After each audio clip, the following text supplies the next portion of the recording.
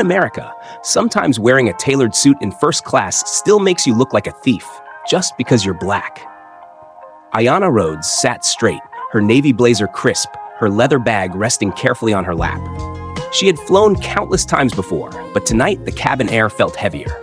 A senior flight attendant stepped forward, lips thin, eyes sharp. "That's not your bag. You took it from that gentleman while he was asleep." Her voice cut through the row like a blade. The words landed harder than steel. Passengers froze mid-motion. Every glance carried suspicion. It wasn't curiosity. It was judgment already sealed. Ayanna's hand stayed still on the strap, calm but steady. The accusation rang louder than reason, louder than the truth sitting right there in her lap. Silence stretched across the cabin, thick and suffocating. It wasn't peace. It was a verdict before trial. That silence became the first drumbeat, warning of the storm of prejudice about to fall on Ayanna Rhodes. Ayanna's voice was steady. "This is my bag." The flight attendant let out a dry laugh. "A bag like this? Do you know what it costs? That's months of my salary. Women like you don't own things like this." The words weren't just an accusation. They dripped with class and color. As if success had a skin tone. Passengers shifted in their seats. Whispers floated through the row. Some looked at Ayanna with pity, others with quiet disdain. It wasn't sympathy. It was the gaze that says, "You don't belong here." Ayanna's jaw tightened, but she didn't flinch. The silence pressed harder. Every whisper stung more than the flight attendant's voice. Beside her, the elderly man stirred awake, confused by the commotion. His soft question broke through the tension. "What's going on?" The attendant turned quickly, pointing to Ayanna. "She tried to take your bag. I caught her just in time." But the man blinked, then shook his head. "That's not my bag." And instead of ending there, the air grew sharper, because prejudice never retreats that easily. The old man's hand trembled as he spoke. "That's not my bag." A few passengers sighed in relief, the tension breaking for a moment, but others leaned closer, whispering sharp enough for Ayanna to hear. "Maybe she just picked it up? People like that, always looking for shortcuts."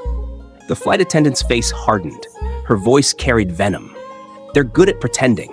I've seen this act before." The words clung to the air, heavier than truth. Ayanna sat still, the leather strap tight in her grip. Every second felt like standing trial without a judge, without a jury. Only an audience hungry for a story. Then came the glow of cell phones. Screens lifted, cameras pointed, recording every breath she took. Ayanna wasn't just a passenger anymore. She was a headline waiting to happen. Her pulse quickened, but she refused to bow her head. The bag was hers. The proof was in her lap, yet the eyes around her were louder than any evidence. In that moment, reality was clear. Truth was present, but prejudice was still winning. Mark, the younger flight attendant, leaned forward. His voice was careful, almost hesitant. "I checked inside. The ID matches her name, Ayanna Rhodes." For a split second, the truth had room to breathe. Passengers glanced at one another, some nodding, as if the storm might finally settle. But the senior attendant cut it down with a single strike. "Fake documents. They know how to make them look real." Her tone was sharp, deliberate, meant to slice through reason. The whispers began again, faster this time. Evidence had no weight once doubt was planted. A simple card became another weapon against Ayanna instead of her defense. Ayanna stayed silent, fingers tightening around the strap. Her eyes held steady, calm against the tide, though her chest burned with the weight of disbelief. The proof was in her hands, yet stripped of its meaning. In the crowd's eyes, she wasn't exonerated. She was guilty in a new way. And just as the tension reached its peak, a detail no one expected began to surface, pushing the cabin into uncharted territory. A small clink broke the silence. A key had slipped from Ayanna's bag and hit the floor. The silver emblem caught the light. Ferrari. The senior attendant bent down, picked it up, and let out a sharp laugh. "A Ferrari? You? Be serious. If you own a car, it's probably rusting in some backlot." The cabin reacted instantly. Gasps filled the aisle, followed by muffled chuckles.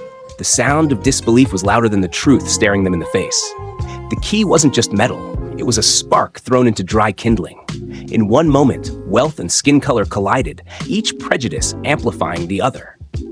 Success became something unthinkable, impossible, when it belonged to someone like Ayanna. Passengers shook their heads, muttering under their breath.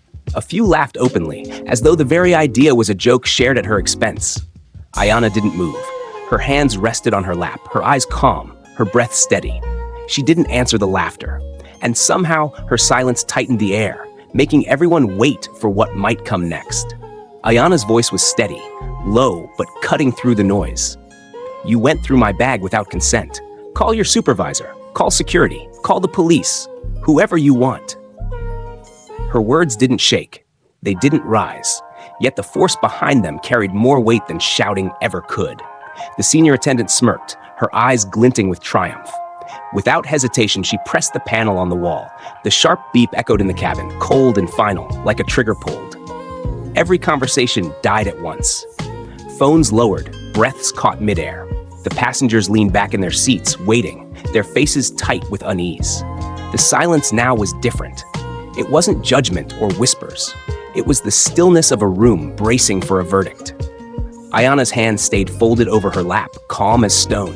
Her gaze never broke, not even when the attendant whispered into the line with a trace of malice. And when the word police slipped from her lips, the weight of the cabin grew heavier, as if everyone could already see the blue uniforms approaching. The attendant's voice sliced through the silence, dripping with triumph. "That's her. She's the thief."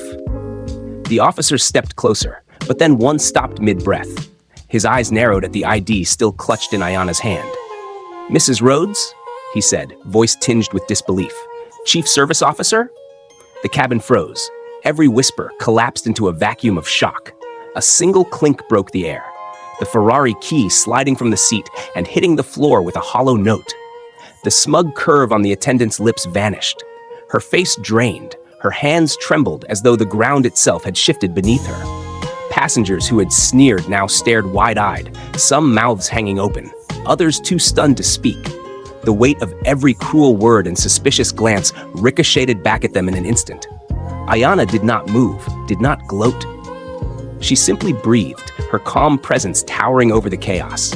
The balance of power had flipped, and everyone felt the snap of it in the air. Ayana's voice carried steady, sharp as glass.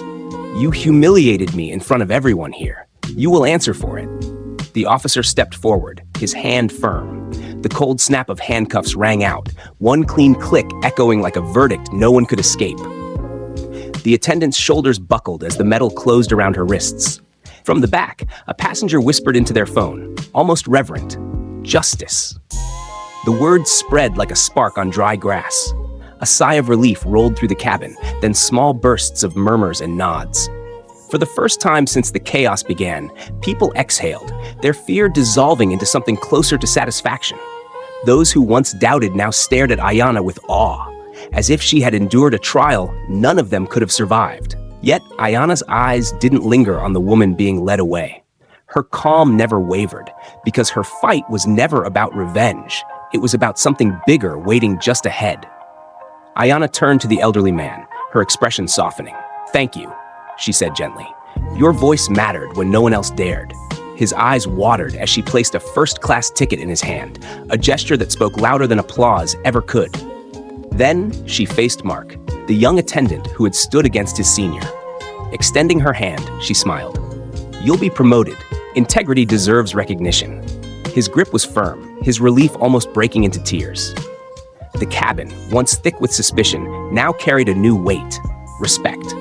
Passengers exchanged glances, some ashamed, others quietly moved by what they had witnessed. Ayana had entered this flight branded a suspect. She now stood as someone greater, not just vindicated, but generous, lifting others as she rose. In her poise, there was no gloating, only the quiet power of someone determined to leave more than victory behind. And as she settled back in her seat, the story was no longer about disgrace, but about dignity restored. Ayana rose slowly, her voice clear and steady, filling every corner of the cabin. This was never about a handbag. It's about prejudice. It's about justice. What we ignore today will crush someone else tomorrow. Her words hung in the air like a verdict. No one moved. No one spoke. The silence was not empty. It was heavy, charged with the weight of recognition. Passengers who once looked at her with suspicion now lowered their eyes. Others met her gaze, not with pity, but with respect. The shift was visible, quiet yet undeniable. Ayana did not ask for applause, nor did she wait for validation. She had already turned the wound into a lesson, her ordeal into a mirror for everyone present. When she sat down, the cabin remained hushed, the echoes of her words lingering long after. It was not just a flight anymore. It was a reminder of the cost of silence and the power of standing against it.